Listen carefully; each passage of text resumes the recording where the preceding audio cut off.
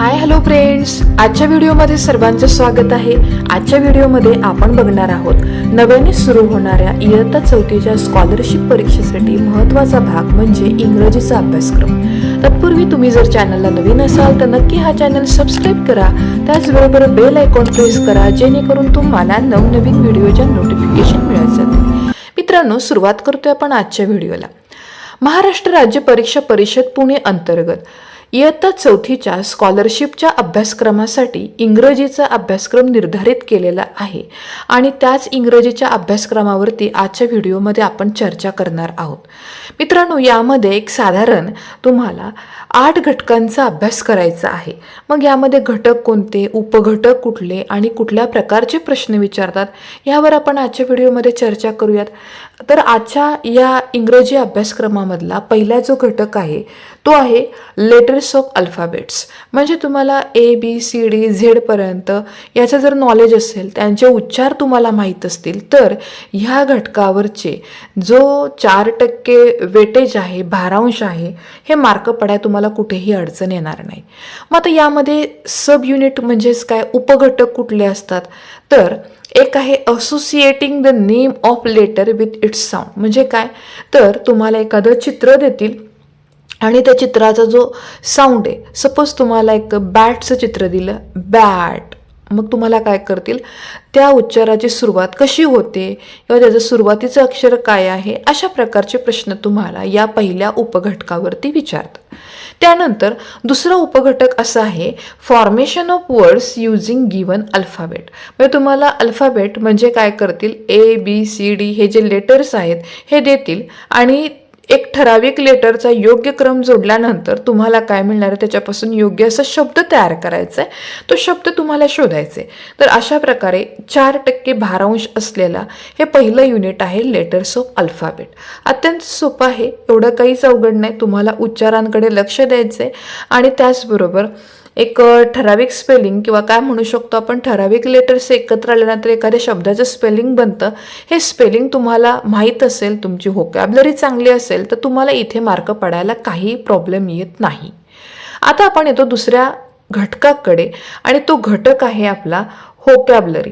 आता व्होकॅब्युलरी मी मगाशीच तुम्हाला म्हटलं की व्होकॅब्युलरी म्हणजे काय, तर तुमच्याकडे जर इंग्रजीची शब्दसंपत्ती असेल किंवा इंग्रजी विषयाचे शब्दसंग्रह भरपूर असेल तर तुम्हाला इकडचे देखील प्रश्न सगळे सुटण्याची शक्यता आहे आणि जास्तीत जास्त मार्क आपण इथं या घटकावरती घेऊ शकतो। आता प्रश्न कसे असतात ते विचारूयात आपण, त्याच्यावर देखील चर्चा करूयात। बघा आता काय सांगितलेलं आहे, तर पहिला जो उपघटक आहे तो आहे correlating words with pictures, action words और डिस्क्रायबिंग वर्ड्स। आता इथे काय केलं जातं, एखाद्या चित्राबद्दल वर्णन केलं जातं। तर सपोज मी तुम्हाला एकदम सोपं उदाहरण सांगते, आपण मराठीतून चर्चा करूयात आणि ज्यावेळेस पुढचे व्हिडिओ अपलोड होतील त्यावेळेस तुम्ही ते बघत जावा, त्याप्रमाणे तुम्हाला त्याबद्दल डिटेलमध्ये चर्चा बघायला मिळेल। आता एक उदाहरण आहे बघा, पावसाळ्याच्या दिवसामध्ये मी या वस्तूचा उपयोग करतो आणि खाली तुम्हाला मग काय करतील, चित्र देतील किंवा मग ऑप्शन त्याचे स्पेलिंग देतील। मग त्यामध्ये स्वेटर असेल किंवा मग काय असेल, कॅप असेल किंवा मग काय असू शकतो, रेनकोट। ओके, आता ह्यामध्ये आपल्याला पावसाळ्याच्या दिवसामध्ये काय गरजेचं आहे, तर रेनकोट गरजेचं आहे, म्हणजे तो पर्याय तुमचा बरोबर असणार आहे। ठीक आहे, तर अशा प्रकारचे तुम्हाला त्या वर्ड्सबद्दल माहिती देणारे शब्द येतील किंवा मग त्या शब्दामध्ये काही स्पेलिंग किंवा त्याच्यामधले काही लेटर्स हे गाळतील आणि त्यापासून अर्थपूर्ण शब्द बनवायचा असेल तर अशा प्रकारचे कोरिलेटिंग वर्ड्स विथ पिक्चर्स हा उपघटक येतो आणि त्यावरती तुम्हाला काही प्रश्न विचारतात। आता त्यानंतर पुढचा उपघटक आहे रायमिंग वर्ड्स। आता रायमिंग वर्ड्स म्हणजे काय, तर हे एखादी कविता असेल तर कविताचा जो शेवटचा भाग असतो आपल्या पोयमचा, त्यामध्ये आता समजा डग, मग, ओके, त्यानंतर अशा प्रकारचे स्पेलिंग जे असतात ते म्हणजेच तुमचे काय असणारे, हट, कट। ओके, तर हे झाले काय रायमिंग वर्ड्स। तर यावरती देखील प्रश्न आपल्याला स्कॉलरशिपच्या परीक्षेमध्ये विचारणार आहेत, त्यामुळे याचीही तयारी नीट करायची। त्यानंतर ऑपोजिट वर्ड, तुम्हाला सगळ्यांना माहिती, विरुद्धार्थी शब्द। आता विरुद्धार्थी शब्द हे तुमच्या 4थीच्या लेवलनेच तुम्हाला प्रश्न विचारतील, जास्तीत जास्त 5वी पर्यंत। ओके, मग त्या ऑपोजिट वर्ड्स म्हणजे विरुद्धार्थी शब्दाची तुम्हाला तयारी करावी लागणार आहे। त्यानंतर वर्ड रजिस्टर, वर्ड रजिस्टर हा देखील भाग सोपा आहे, याची देखील देखील थोडीशी तयारी, थोडेसे नियम माहिती असेल तर तुम्हाला वर्ड रजिस्टरवरती देखील सर्व मार्क पैकीच्या पैकी घेता येतात. त्यानंतर 5वा उपघटक आहे finding small words from the bigger words. म्हणजे काय, तर एक मोठं स्पेलिंग असेल एखाद्या शब्दाचं आणि त्या शब्दामधून छोटे छोटे किती तयार होतात वर्ड्स, ते वर्ड्स तुम्हाला शोधायचे असतात किंवा तो वर्ड तयार होईल का अर्थपूर्ण हे तुम्हाला शोधायचं असतं. अशा प्रकारचे हे उपघटक 5 वरती प्रश्न पडतात. त्यानंतर कॉन्ट्रॅक्टेड फॉर्म्स. आता कॉन्ट्रॅक्टेड फॉर्म्स म्हणजे काय, काही शब्द लिहिताना आपण काय करतो, शॉर्टकटमध्ये लिहितो, तर ते कॉन्ट्रॅक्टेड फॉर्म्सवरती देखील तुम्हाला प्रश्न विचारतात. त्यानंतर येतं डिक्शनरी स्किल.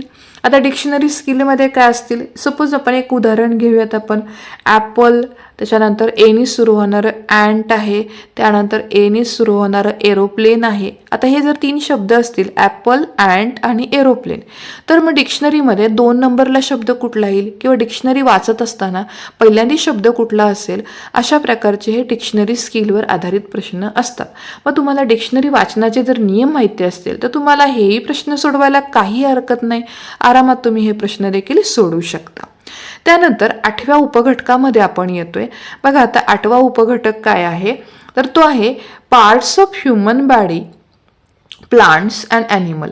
म्हणजे काय, तुम्हाला इथे कशाची तयारी करावी लागणार आहेत, तर आपले जे शरीराचे अवयव आहेत, म्हणजे हात असेल, हाताला काय म्हणायचं, गुडघा असेल तर गुडघ्याला काय म्हणायचं, कोपर असेल, पायाचा तळवा असेल, ह्यांना इंग्रजीमध्ये काय म्हटलं जातं ही नावं तुम्हाला माहिती पाहिजे. त्याचबरोबर झाडांचे जे वेगवेगळे अवयव आहेत, रूट्स म्हणजे मूळ, बरोबर आहे, ब्रँचेस म्हणजे फांद्या, लिव्ज म्हणजे पानं, तर हे अर्थ तुम्हाला माहीत पाहिजे. आणि याचबरोबर ॲनिमल म्हणजेच काय, प्राण्यांचे जे वेगवेगळे अवयव आहेत. आता सपोज आपण एखादं उदाहरण घेऊया, शेपूट आहे तर टेल, मी टेल म्हणणार आहे, बरोबर आहे का. मग जे चिमण्यांना टोच असते, त्या टोचीला आपण काय म्हणतो, हे तुम्हाला इंग्रजीमध्ये अर्थ माहीत पाहिजेत. आणि हे जर माहीत असतील तर 100% तुम्हाला या विषयामधले जे काही मार्क्स असतील ते सगळेच्या सगळे मिळवता येणार आहे. त्यानंतर 9वा उपघटक आहे, तो आहे names of bird and animals, their living places and sound. याचा अर्थ काय होतो, तर पक्ष्यांची इंग्रजीमधली नावं, प्राण्यांची नावं, त्याच्यानंतर त्यांचे जे लहान पिल्लं आहेत त्या पिल्लांना काय म्हटलं जातं, त्यानंतर हे पक्षी किंवा हे प्राणी कुठे राहतात, त्यांचे आवाज कसे असतात, ते यावर आधारित देखील प्रश्न विचारले जातात. त्यानंतर कंपॅरिझन्स. आता कंपॅरिझन म्हणजे काय, तुम्हाला इथे तुलना करायची, तुलनेवर आधारित देखील तुम्हाला इथं प्रश्न विचारतात. आणि शेवटचा उपघटक आहे तो म्हणजे names of colour, things, shapes, vegetable, fruits and games. आता इथे काय, तर तुम्हाला रंगांची नावं माहिती पाहिजेत, वस्तूंची नावं माहिती पाहिजेत इंग्रजीमधून, आकार आहेत, त्रिकोणाला ट्रायंगल म्हणतो आपण, बरोबर आहे, चौरस असेल तर स्क्वेअर असेल, तर मग ही नावं जी आहेत ही नावं तुम्हाला माहिती पाहिजेत. व्हेजिटेबल्स म्हणजे पालेभाज्या, त्यांना काय म्हटलं जातं इंग्रजीमधून हे तुम्हाला माहीत पाहिजे. फळांना म्हणजे फ्रूट्सला काय नावं आहेत, गेम्स, वेगवेगळ्या गेम्स आहेत त्याला आपण काय म्हणतो, यांची जर तुमची इंग्रजीमधली नावं तयार असतील तर तुम्हाला देखील इथे कुठेही अडचण येणार नाही पैकीच्या पैकी मार्क घेण्यासाठी. आता याचा जो भारांश आहे तो भारांश किती आहे, तर भारांश आहे 28%. म्हणजे 50 मार्काच्या पेपरमध्ये 28% जेवढे काही गुण असतील हे सगळे गुण तुमचे कशावर आधारित आहेत, व्होकॅब्युलरी या घटकावर आहेत. त्यामुळे हा घटक खूप महत्त्वाचा आहे. याची जर तुम्ही नीट तयारी केली तर तुम्हाला निम्म्यापेक्षा जास्त मार्क पडू शकतील. कारण बाकीचे जे काही 2-3 उपघटक आहेत ते सोपे आहेत, ते तुम्हाला येणारच आहेत. ठीक आहे. आता त्यानंतर जो पुढचा घटक येतो, घटक क्रमांक 3, त्याचं नाव आहे पंक्च्युएशन मार्क्स. आता पंक्च्युएशन मार्क म्हणजे काय असतं, तर बघा आपल्याला मराठीमध्ये जसे शुद्ध लेखनाचे नियम आहेत, बरोबर ना, त्याचप्रमाणे इंग्रजीमध्ये पण लेखन करताना काही नियम आहेत. जसे की वाक्याची सुरुवात आपण नेहमी कॅपिटल अक्षराने करतो किंवा कॅपिटल लेटरने करतो, म्हणजे तुम्हाला हा नियम माहिती असला पाहिजे. त्यानंतर एखादं मोठं वाक्य असेल आणि तिथे आपण पॉज घेताना पुन्हा काय, कॉमा म्हणजे स्वल्पविराम असतो. म्हणजे आपण व्याकरणामध्ये जे वापरतो चिन्ह, प्रश्नचिन्ह असेल किंवा पूर्णविराम असतील, अवतरण चिन्ह असेल किंवा मग उद्गारार्थी चिन्ह असेल, ह्या चिन्हांचा वापर तुम्हाला करता आला पाहिजे. पाहिजेत, त्याचे वापर करण्याचे नियम माहिती असले पाहिजेत. आणि हे जर नियम माहिती असेल तर तुम्हाला त्यामधले 12% मार्क जे काही असणार आहेत पंक्च्युएशन मार्कवर आधारित हे तुम्हाला मिळून जाणार आहे. हाही भाग अत्यंत सोपा आहे. छोटेसे नियम आहेत, अगदी सोपे सोपे नियम आहेत. यात नियमांची तयारी केली तर तुम्हाला पंक्च्युएशन मार्कमध्ये पैकीच्या पैकी मार्क्स मिळून जातील. आता यानंतर आपण पुढच्या उपघटकामध्ये येतोय, तो आहे न्यूमेरिकल इन्फॉर्मेशन. आता न्यूमेरिकल इन्फॉर्मेशनचा अर्थ काय असतो तर काही नंबर्स तुम्हाला माहिती असले पाहिजेत. जसे की काय तर बघा, एक म्हणजे पहिली गोष्ट येईल की डेज ऑफ वीक. आता डेज ऑफ वीक म्हणजे काय, आठवड्याचे दिवस किती, 7 म्हणजे तुम्ही नंबर 7 लिहिणार आहे. 7चं स्पेलिंग पण माहीत असलं पाहिजे. मग कोणते दिवस आहेत, संडे मंडे हे तुम्हाला माहीत असले पाहिजेत विथ स्पेलिंग. त्यानंतर मंथ्स ऑफ इयर म्हणजे वर्षामध्ये 12 महिने आहेत, मग 12 महिन्यांची नावं काय, त्यांची स्पेलिंग काय, बरोबर आहे. कार्डिनल ऑर्डिनल नंबर्स म्हणजे तुमचे काय आपण म्हणतो बघा की मी कितवीत आहे, first standard, second standard, third, fourth, हे जे नंबर्स आहेत ह्या नंबर्सचं तुम्हाला स्पेलिंग माहिती पाहिजे, त्याचं रूपांतर करता आलं पाहिजेत. तर हे म्हणजे कार्डिनल ऑर्डिनल नंबर्स आहेत, याची देखील तयारी आपल्याला करायची आहे. त्यानंतर showing the direction, sub direction, map reading म्हणजे काय, दिशा उपदिशा, बरोबर आहे. म्हणजे आता दिशेला आपण जी नावं देतो, पूर्व म्हणजे ईस्ट असेल तर पूर्व, पश्चिम, दक्षिण, उत्तर किंवा आग्नेय, नैऋत्य, वायव्य, ईशान्य, किंवा मॅप म्हणजे नकाशा वाचन करताना जेवढे इंग्रजीमधील आपल्याला शब्द उपयोगी पडतात त्या शब्दांचे अर्थ जर तुम्हाला माहीत असतील तर तुम्हाला न्यूमेरिकल इन्फॉर्मेशनशी रिलेटेड जेवढेही प्रश्न पडू द्या त्या प्रश्नांची उत्तरे तुम्हाला सोडवता येणारच आहे. आता ह्या घटकासाठी भारांश निश्चित केलेला आहे, तो आहे 12%. त्याच्यानंतर आपण पुढच्या घटकाकडे येतोय, तो घटक आहे 5 नंबरचा, दॅट इज क्रिएटिव्ह थिंकिंग. आता क्रिएटिव्ह थिंकिंग म्हणजे काय तर क्रिएटिव्ह थिंकिंग म्हणजे आपण काय करू शकतो, एक विचार, आपले जे विचार आहेत क्रिएटिव्ह असले पाहिजेत आणि त्याच्याशीच रिलेटेड हे प्रश्न आहेत. जसे की काय बघा, writing familiar related words with given clues और पिक्चर. म्हणजे तुम्हाला काय करायचे, एक ठराविक शब्द तुम्हाला शोधायचा चित्रांवरनं. त्यानंतर मोटोज मेसेजेस म्हणजे काय असणार आहे, एखादा आपण सूचना असतील किंवा एखादा काय म्हणू शकतो आपल्याला संदेश द्यायचा असेल तर ते तुम्हाला कसे इंग्रजीतून द्यायचे त्याचा अर्थ पण माहिती असला पाहिजे. त्याचबरोबर सॉल्विंगचे क्वेश्चन्स आहेत, पझल्सचे म्हणजे पझल सोडवण्यासाठी तुम्हाला क्लू देतील, ते क्लू म्हणजे त्याचे क्लूज वाचत वाचत जाऊन तुम्हाला काय करायचं त्याचं उत्तर शोधायचे. किंवा solving riddles with given clues म्हणजे तेच तुम्हाला काय केलं जातं, छोटंसं एक शब्द एक कोडं दिलं जातं, ते कोडं जर तुम्हाला शोधायचं असेल तर त्याच्यासाठी काही हिंट देतात आणि त्या हिंटवरून तुम्हाला त्या उत्तर प्रश्नाचं शोधायचं असतं किंवा पर्याय जो अचूक आहे तो शोधायचा असतो. आणि ह्या जे प्रश्नांची जर तुम्ही नीट तयारी केली तर तुम्हाला क्रिएटिव्ह थिंकिंगमधला जो भारांश आहे 12%चा हे मार्क पाडायला काहीही अडचण येणार नाही. आता यानंतर आपण येतो 6व्या घटकाकडे आणि त्याचं नाव आहे स्टॉक एक्सप्रेशन.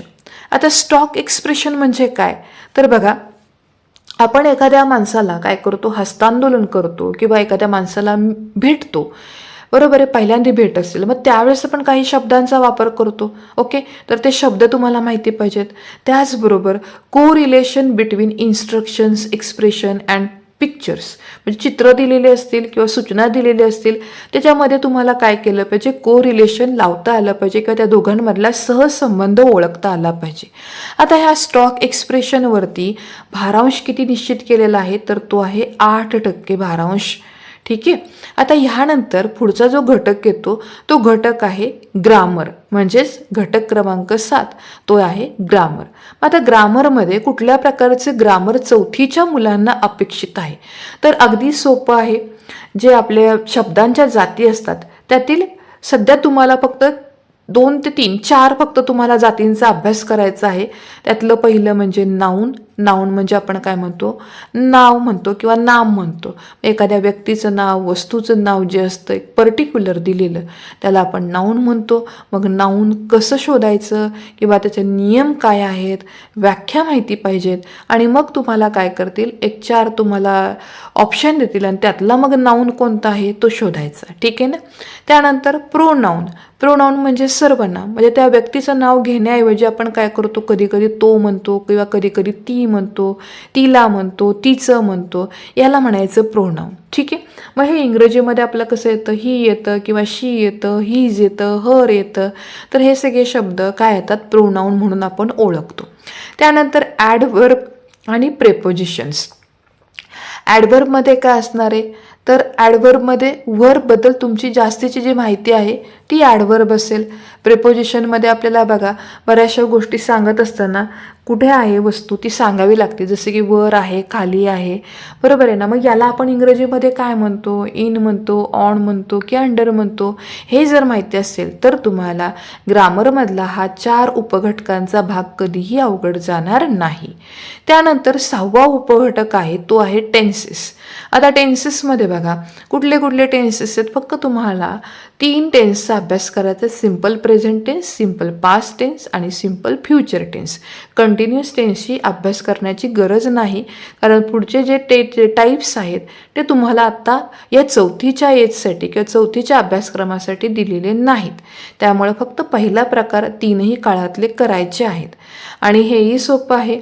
त्याचा जो फॉर्म्युला आहे, त्याचं सूत्र आहे, ते जर तुम्ही तयार केलं आणि तुमचे क्रियापदांवरती कमांड असेल, क्रियापदं माहिती असतील, तर तुम्हाला हाही प्रश्न सोडवताना अडचण येणार नाही. त्यानंतर पुढचा उपघटक येतो तो म्हणजे सिंग्युलर प्लुरल. आता इथे तुम्हाला एकवचन, अनेक वचन अशा संदर्भातले हे प्रश्न असतात. आणि मग तुम्हाला माहितीच आहे एक वचनाचं कन्व्हर्जन अनेक वचनामध्ये करत असताना काही नियम आहेत, बरोबर आहे ना. मग ते नियम तुम्हाला माहिती असेल तर तुम्हाला अनेक वचन करायला अवघड जात नाही. आणि ह्या ग्रामरच्या घटकाला भारांश निश्चित केलेला आहे 16%. आता याची जर तयारी असेल तर तुम्हाला हे 16% जेवढे काही मार्क्स असतील किंवा भारांश असेल तो मिळवता येईल. आणि शेवटचा जो भाग येतो तो कुठला येतो, तर तो आहे कॉम्प्रिहेन्शन्स. आता कॉम्प्रिहेन्शन्समध्ये काय केलं जाते, तर तुम्हाला एखादा 20 शब्द असलेल्यापर्यंतचा प्रोज दिला जातो, त्यावर आधारित तुम्हाला काही प्रश्न विचारतील आणि त्याचा भारांश किती आहे, तर तो आहे 8%. तर मित्रांनो, अशा प्रकारे आपण आजच्या व्हिडिओमध्ये इंग्रजीचा अभ्यासक्रम इयत्ता 4थीसाठी काय असणार आहे याच्याबद्दल चर्चा केली. तर आजच्या व्हिडिओमध्ये आपण इथेच थांबतोय आणि भेटूयात आपण पुढच्या व्हिडिओमध्ये. तोपर्यंत धन्यवाद.